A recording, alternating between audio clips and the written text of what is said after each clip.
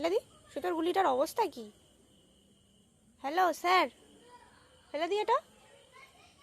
কি অবস্থা এর? এর কিছু আছে? তাও বলো। তুমি কি জানো তোমার নখ পাপার চোখে গুজে গেছে?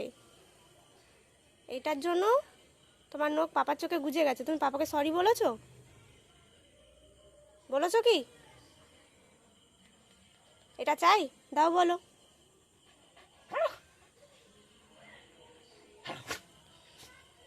বসো, প্রমিস করো কামড়াবে না, প্রমিস।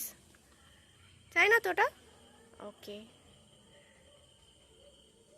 দাও বলো এবারে, দাও বলো, দাও বলো।